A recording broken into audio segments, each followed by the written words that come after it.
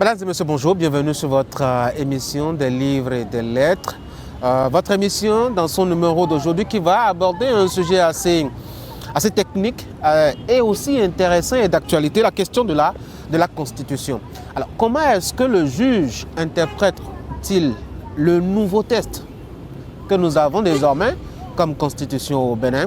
C'est ce à quoi s'est attelé Akwenyong Clément Daci qui nous propose justement ce bouquin que nous allons parcourir ensemble, la Constitution interprétée par le juge constitutionnel. Il est avec nous sur notre plateau pour échanger avec nous en cette fin de matinée. Docteur Daci, bonjour. Bonjour Tanguy. Bienvenue sur mon plateau. Merci. Vous vous êtes intéressé essentiellement à la Constitution. Et comment est-ce que le juge entrevoit-il, les modifications qui lui ont été apportées en 2019, si mes souvenirs sont bon. Pourquoi est-ce que c'est la Constitution qui vous intéresse? Il y a bien d'autres lois sur le millier pratiquement que la Cour constitutionnelle, en tout cas la dernière, a abordé.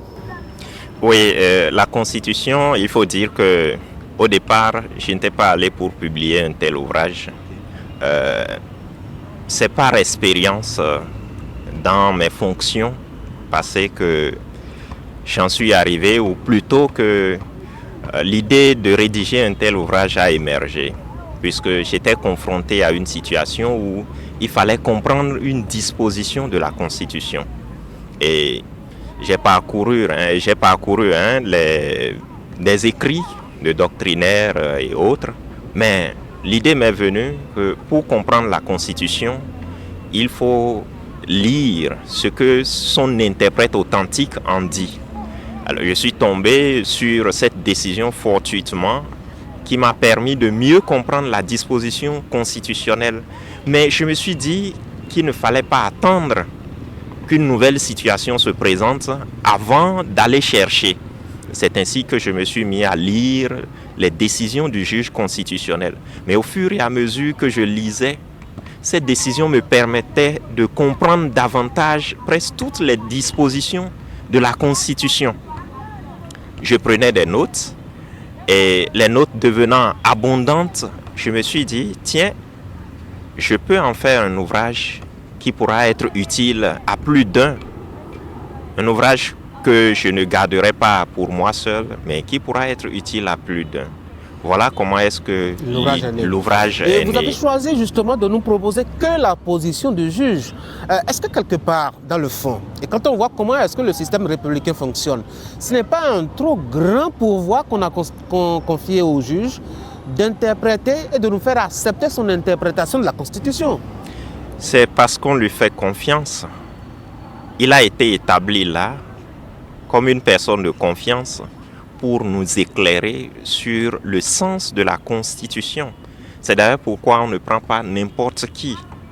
On prend des personnes qui ont quand même certaines qualités pour donner, et pour faire comprendre le sens de la Constitution. Et il arrive justement que ces personnes de qualité, c'est d'ailleurs même pour le bien-être de la science, que ces personnes de qualité, je vais le dire comme ça, je n'ai pas d'autres mots sous la main, se contredisent. Et parfois même, non seulement se contredisent entre elles, mais se contredisent contre elles-mêmes. Je veux dire qu'une décision de la Cour constitutionnelle peut être contredite par la même Cour constitutionnelle.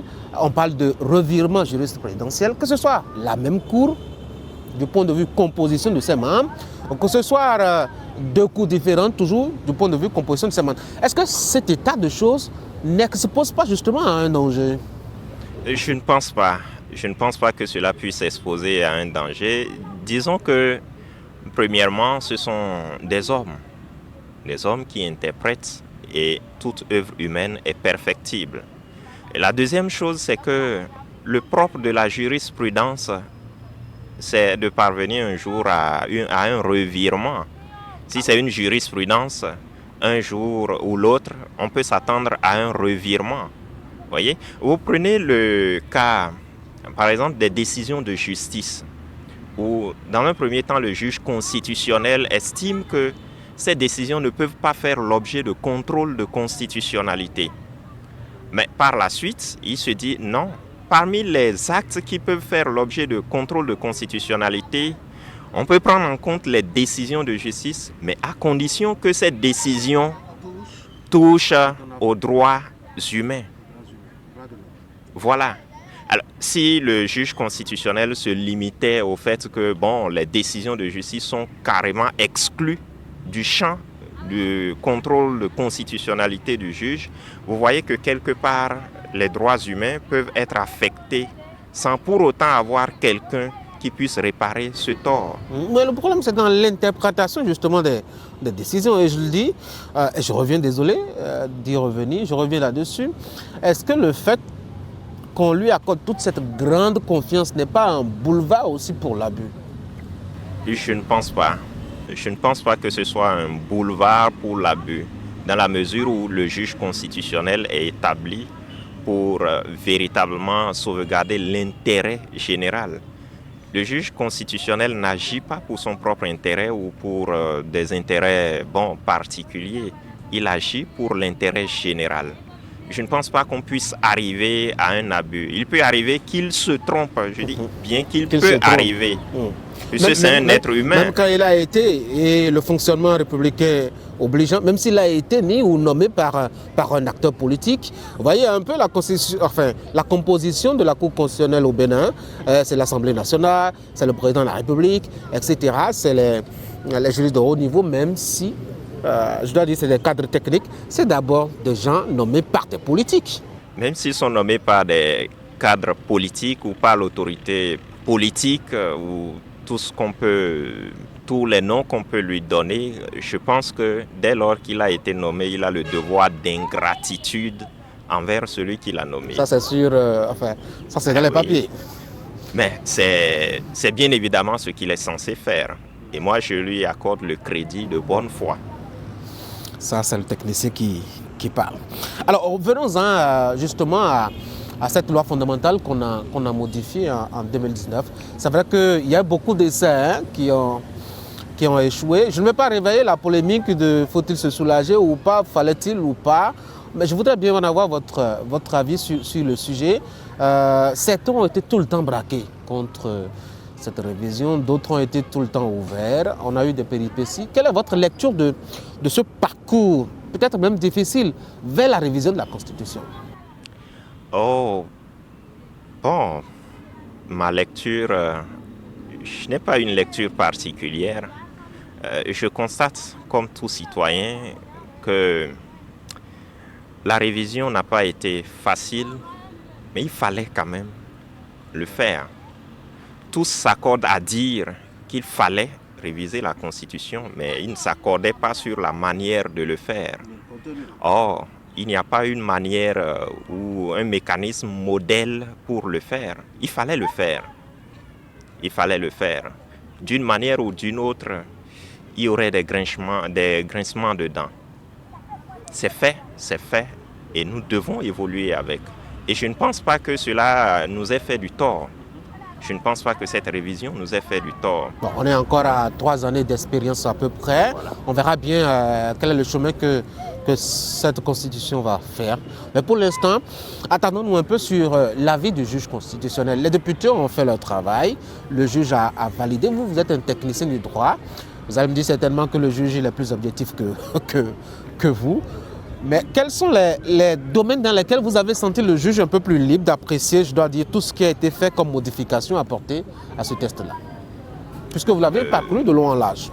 Oui, je l'ai parcouru de long en large et je ne sais pas si on peut parler d'une liberté plus large ou d'une aisance.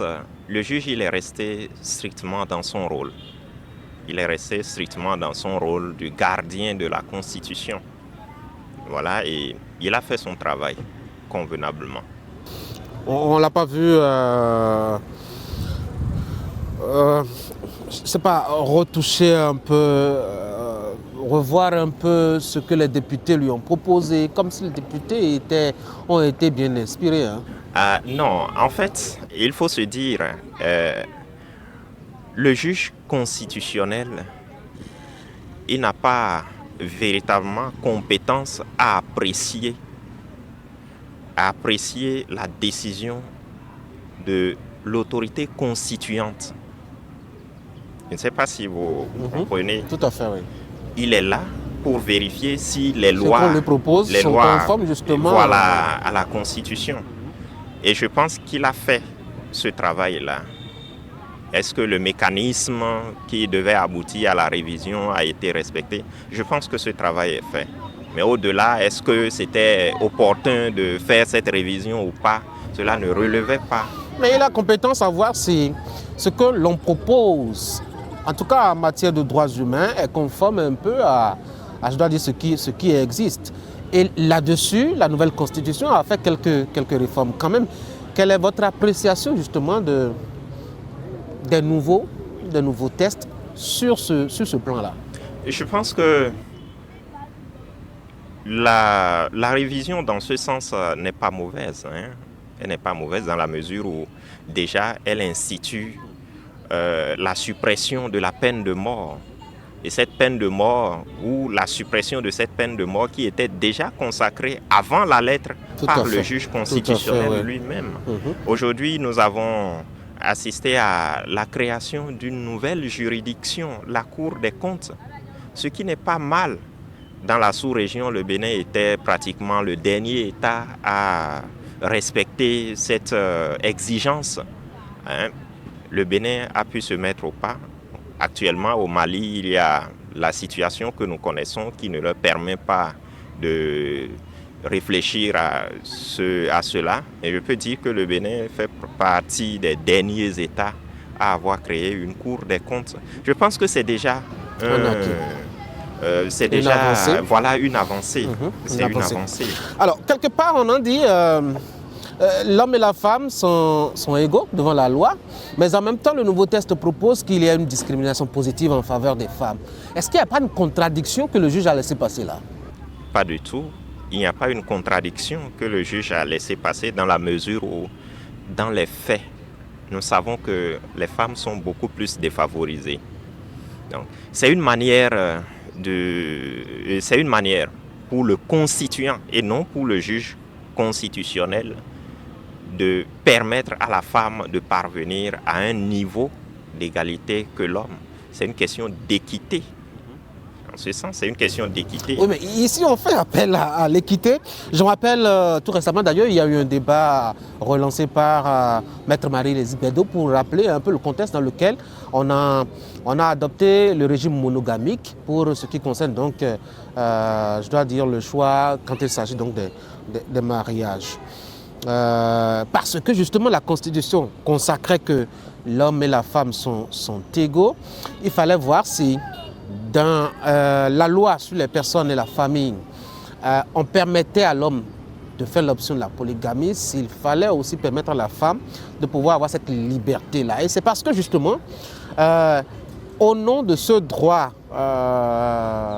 d'égalité homme-femme, c'est au nom de ce droit que les députés ont dit, bon, écoutez, on ne pourra pas aller dans ce sens, donc ils ont choisi la monogamie. Pour résumer un peu, je dois dire les propos de Maître Marie-Lise Bédot. Si dans ce cas, on a été rigoureux, puisque nous sommes toujours dans l'éthique là, et même un peu dans la morale, et le droit aussi a quelques champs à exercer, en tout cas de ce côté-là. Si on est resté aussi rigoureux, pourquoi on ne peut pas rester rigoureux aussi en matière d'accès justement aux fonctions politiques, et notamment pour ce qui concerne les postes électifs, et qu'on a choisi, et le juge a même accepté, qu'on ait choisi de faire un peu de faveur aux femmes. Oui, ce n'est pas, je répète, ce n'est pas le juge qui a choisi, c'est le constituant. Il a laissé passer, oui. J'ai dit. Oui, c'est le constituant qui l'a choisi et je l'ai dit tout à l'heure, il ne revient pas au juge constitutionnel d'apprécier l'opportunité des choix du constituant. Il est là pour vérifier si ce qui se fait ou le fonctionnement de la société en général est conforme à ce que le constituant a établi. Maintenant, pour me prononcer sur ce que le constituant lui-même a établi, nous savons dans les faits que les femmes sont plus généralement défavorisées. Elles sont plus généralement défavorisées. Et vous verrez que malgré l'insertion d'une telle disposition dans la Constitution, cela ne suffit pas à renverser la tendance. On ne va pas avoir les changements du jour au lendemain. Voilà. Il faut aller progressivement. Il fallait quand même donner ce coup de pouce pour permettre d'accélérer ou plutôt favoriser cette égalité-là entre hommes et femmes. La question de la laïcité aussi de l'État, cela a été confirmé par le constituant et c'est enfin, entériné, si vous voulez, ou laissé passer par par le juge aussi.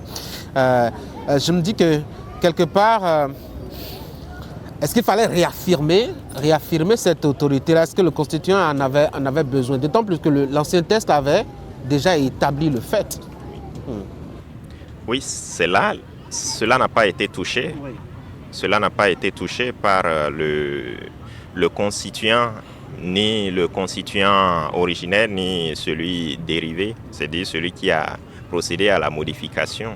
C'est nécessaire pour un vivre ensemble paisible. Mais le fait de convoquer le soutien de l'État ou du gouvernement aux confessions religieuses, n'est-il pas un glissement, je dois dire, puisqu'on laisse la liberté justement à l'État ou au gouvernement de choisir en fonction peut-être de leurs humeurs les soutiens qu'ils apportent aux différentes confessions religieuses? Oui, bien sûr. Qu'on le veuille ou non, c'est une partie de la population. Et le fait de venir ou de soutenir d'une certaine manière telle congrégation religieuse ou telle autre congrégation religieuse n'entache en rien le principe, le respect. On a parlé d'équité, on a parlé d'égalité. Si je ne me retrouve pas dans les confessions religieuses, alors que je suis citoyen, que je m'acquitte de mes droits civiques, je paie mes impôts et tout, au nom de quoi on prend ma quote-part, ma contribution pour aller soutenir des gens dont les activités ne m'intéressent pas? Non, mais vous ne vous êtes pas manifesté par rapport à votre congrégation religieuse.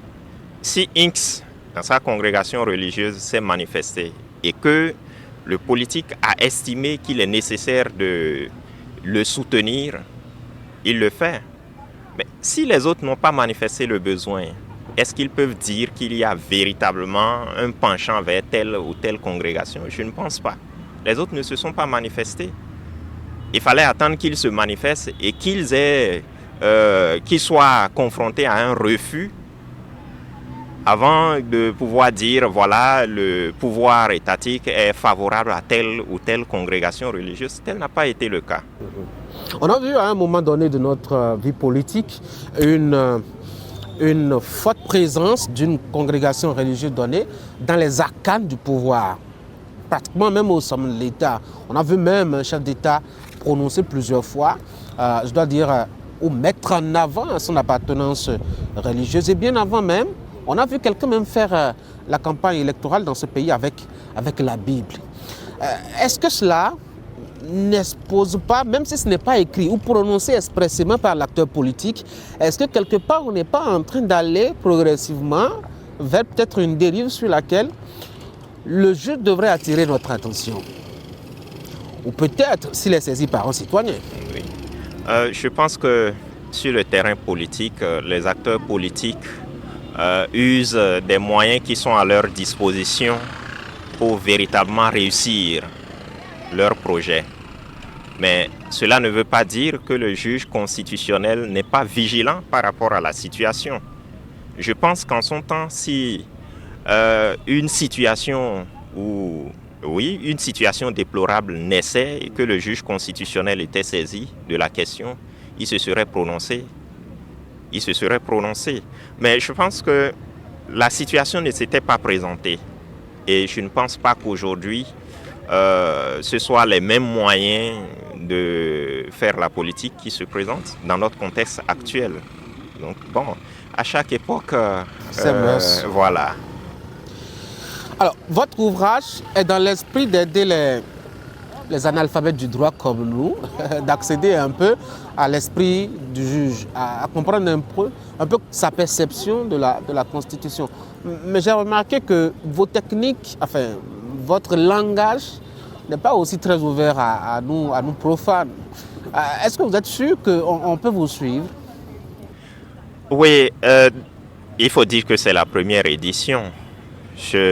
J'aurais bien voulu que les décisions soient écrites dans un langage très courant, dans un français facile pour permettre à chaque citoyen qui lit de comprendre. Mais si je le faisais, c'était au risque de dénaturer le sens des dispositions ou le sens des décisions du juge constitutionnel. Vous allez constater que je n'ai même pas pris le risque d'émettre mes propres idées, d'émettre mes propres opinions. Je n'ai pas pris le risque de le faire parce que j'ai voulu que le citoyen qui lit comprenne tel que le juge constitutionnel lui-même comprend dans son langage. Souffrez que ce soit ceux qui comprennent le langage du juge constitutionnel qui puissent comprendre ce que l'ouvrage dit. Et c'est vrai, on ne peut pas du jour au lendemain parvenir à ce niveau-là où tout ce serait vraiment très accessible à tout le monde, mais c'est déjà un pas qu'on ait quelque chose pour permettre à ceux qui ont déjà un certain niveau de comprendre davantage ce que la Constitution... Parce que j'avoue, le débat sur le contenu de la Constitution, un texte d'ailleurs qui intéresse tout Béninois, qui qu'il soit, et à quelle obédience religieuse, politique ou qu'il appartienne.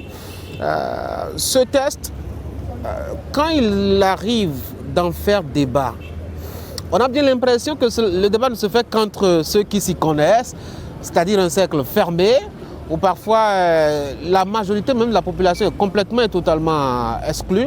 C'est d'ailleurs pour cela que j'apprécie bien votre démarche de faire une campagne un peu d'explication de quelques notions de droit. Au-delà peut-être de cette façon de procéder pour apporter de la lumière aux populations et aux profanes, que vise cette campagne concrètement? Cette campagne vise à rendre service à tous. Moi, je suis toujours guidé par l'idée que la meilleure manière de vivre consiste à être utile aux autres. Ce que j'ai appris, c'est le droit. En quoi est-ce que le droit peut contribuer à améliorer la vie de mes concitoyens? Je ne peux que leur offrir ce que j'ai. Et ce que j'ai, c'est quelques connaissances en droit. Je ne dis pas que je suis un érudit du droit. C'est ce que j'ai appris que je partage avec les citoyens. Vos interprétations? Pas forcément toujours mes interprétations. Si vous lisez, vous allez comprendre qu'il y a toujours les décisions de justice et souvent je mets en bas les références des décisions pour qui veut aller chercher et vérifier, qu'il puisse voir d'où est-ce que je tire ces informations. J'aurais été un médecin que à chaque poste, j'aurais mis ce qu'il faut faire pour éviter telle ou telle maladie ou telle chose. Je suis juriste. C'est ce que je peux offrir aux citoyens, qu'ils puissent comprendre les textes qui régissent sa société et lui permettre d'éviter éventuellement certaines difficultés dans sa vie courante. Docteur Dassy, rapidement un mot pour finir, hein? Le temps il est passé. Je vous remercie et que dire pour finir? Que le droit est passionnant. Il est parfois écrit dans un langage sibyllin et pour le comprendre, il faut se référer à ceux qui l'interprètent. C'est vrai qu'à un moment donné, on est perdu dans l'interprétation parce que, les idées, les opinions divergent, mais je pense que ceux qui sont chargés de faire une interprétation authentique, tout au moins eux, ils ont cette présomption de vérité à laquelle il faut se fier. Et j'encourage tout le monde à le faire et surtout à lire l'ouvrage pour davantage comprendre la Constitution. J'avoue que c'est un ouvrage assez intéressant, en tout cas, qui aide à mieux cerner un peu la Constitution telle qu'elle se présente depuis 2019 et comment est-ce que le juge constitutionnel le perçoit, le test. Et ça aide beaucoup à la compréhension aussi, même si il faut aussi avoir un niveau intellectuel donné. Merci beaucoup, Dr Dassy. Merci pour cette œuvre républicaine et cette passion pour le droit. Je vous souhaite bonne chance et du courage surtout. Merci. Mesdames et messieurs, c'est la fin de cette émission. Merci d'avoir été là. On a discuté du livre La Constitution interprétée par le juge constitutionnel, une production donc du docteur Dassy que nous avons reçu sur ce plateau. Merci encore une fois d'avoir été des nôtres. C'est donc la fin de ce plateau. On va se retrouver samedi prochain quand il va sonner 9h. D'ici là, vous portez très bien et vous passez un très bon week-end en compagnie de Canal 3 Bénin.